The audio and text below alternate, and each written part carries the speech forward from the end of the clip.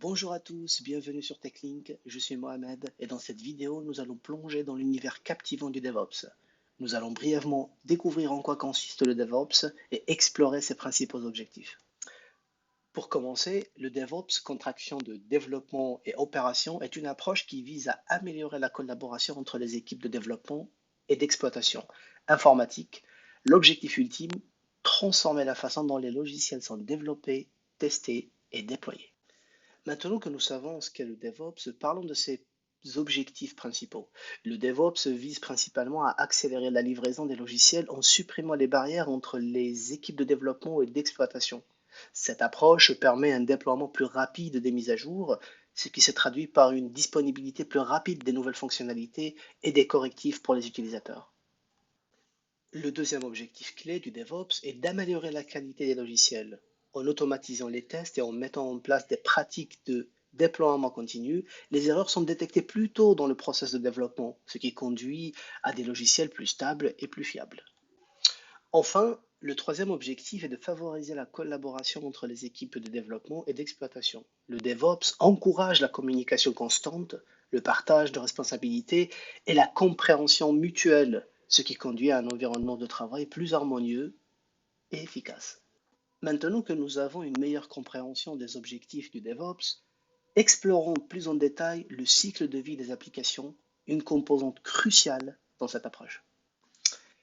Comme vous pouvez le constater sur ce schéma, le cycle de vie des applications passe par plusieurs étapes.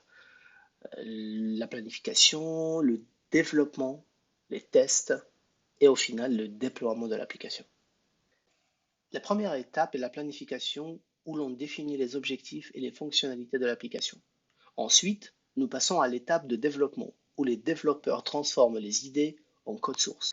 Après le développement, nous avons l'étape de test pour vérifier que l'application fonctionne correctement. Enfin, l'étape du déploiement met l'application en production disponible pour les utilisateurs finaux. On pourrait envisager de classer chaque étape de la manière suivante: planification, codage, construction et build, release de la version, test, et on termine avec la phase de déploiement, maintien en condition opérationnelle et monitoring des applications. Le cycle DevOps est une boucle continue qui englobe 9 étapes essentielles. Regardons maintenant comment ces étapes s'emboîtent dans un schéma infini. Le DevOps s'appuie sur divers outils pour automatiser le développement logiciel, de la planification à la surveillance. Ces outils encouragent la collaboration entre les équipes de développement et d'exploitation, favorisant l'intégration continue et la livraison continue. En visant à accélérer la livraison des logiciels tout en maintenant la qualité et la stabilité, ils sont adaptés aux besoins spécifiques de chaque projet et organisation. Passons maintenant au concept de CICD. La CI, par exemple, ou intégration continue, est le process de fusion régulière des modifications de code dans un référentiel partagé. Cela signifie que chaque modification est automatiquement testée pour s'assurer qu'elle ne casse pas le code existant. Voyons ça plus en détail.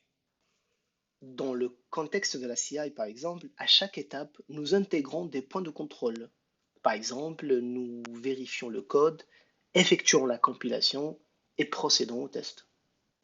Une fois que les points de contrôle sont définis, nous pouvons les structurer et les exécuter à l'aide de tâches automatisées, en utilisant des outils comme Jenkins par exemple.